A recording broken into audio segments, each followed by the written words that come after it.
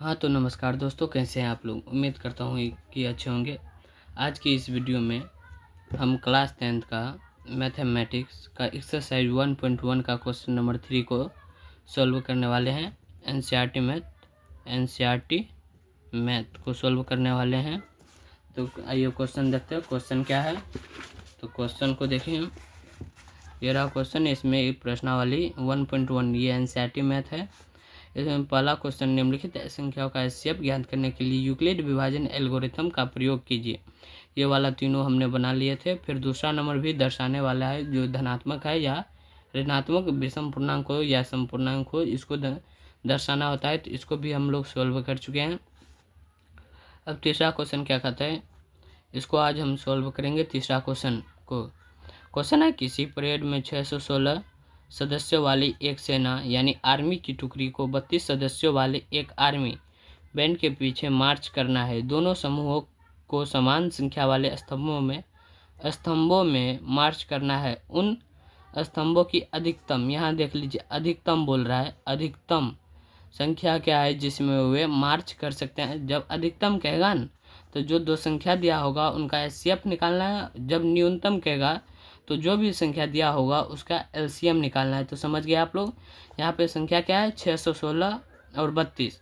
तो इसका क्या करना है, एचसीएफ निकालना है। तो हम एचसीएफ निकालना है हमें। आइए इसको रख देते हैं। कितना था, 32 और 600 कितना था, 600 कितना था, 616। 32 और 616 है। तो कितना था, 32 और 616। अब आइए इसका एचसीएफ निकालते हैं।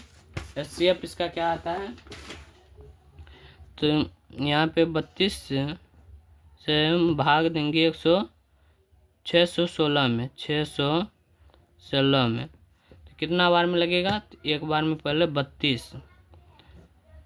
अब यह बचा कितना, 11 में से 2 गया तो 9, ये बचा 5, 5 में से 3 गया तो 2, ये 6 यहाँ पे आ जाएगा। अब ये कितना बार में लगेगा, 6 बार में नहीं लगेगा, 9 बार में, 180 9 बार में भी नहीं लगेगा, 10 बार में, 320 9 बार में लगेगा शायद। 10 बार में 320 होता है तो 9 बार में लगेगा। 9 दूनी 18, 8 हासिल 1, 9 तिया 27, 1 28, 2 14 में से 8 गया, 16 में से 8 गया तो 8 बचेगा, और ये 0 बचा तो ये सब कट गया। अब ये 32 यहाँ पर आ जाएगा, तो 800 क्या 32, 0 बच गया। अब इस प्रकार के क्वेश्चन क्या कर रहा था, दोनों समूहों को समान संख्या वाले स्तंभों में मार्च करना है। उन स्तंभों की अधिकतम संख्या क्या है जिसमें वे मार्च कर सकते हैं। तो स्तंभों की अधिकतम संख्या 8 है। स्तंभों की अधिकतम संख्या क्या है, 8 है। तो यहाँ पे जो ये बचता है मौसो, यही हो जाता है इसका आंसर, यानी स्तंभों की अधिकतम संख्या। तो तीसरा नंबर क्वेश्चन हो गया। तीसरा नंबर क्वेश्चन यहाँ पे सोल्व हो चुका है। पहला नंबर क्वेश्चन का भाग पहला, दूसरा और तीसरा बना लिए थे। दूसरा नंबर क्वेश्चन भी बना लिए थे हम लोग। आज तीसरा भी क्वेश्चन बन गया। कल चौथा और पाँचवा बना लेंगे, कल यानी चौथा और पाँचवा। उसके बाद 1.2 को स्टार्ट करेंगे, जिसमें ये गुणनखंडों के गुणनफल के रूप में व्यक्त करना है। इसको 1.2 का 1 शॉट क्लास लेके आएंगे, जो 40 से 45 मिनट का होगा। 1.2 के लिए 1 शॉट क्लास लेके आएंगे, जो 40 से 45 मिनट का होगा। ये एक ही दिन में ख़त्म कर देंगे इसको। फिर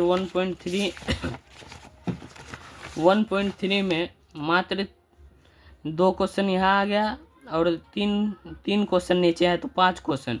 1.3 का भी 1 शॉट लेके आएंगे, सिद्ध करने वाला है। 1.3 का भी 1 शॉट, और 1.4 में क्या है देख लेते हैं एक बार।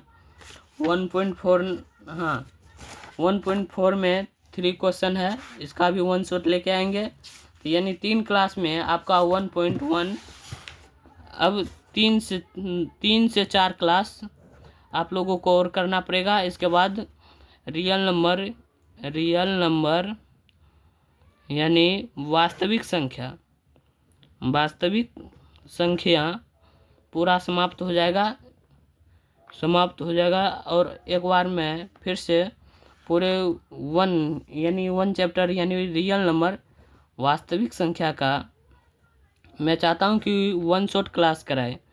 1 शॉर्ट क्लास, अगर आप लोगों को यह क्लास पसंद आया हो तो नीचे कमेंट बॉक्स में 1 शॉर्ट लिख दीजिएगा, 1 शॉर्ट लिख दीजिएगा, जिससे रविवार यानी शनिवार तक हम 1.4 तक समाप्त कर देंगे।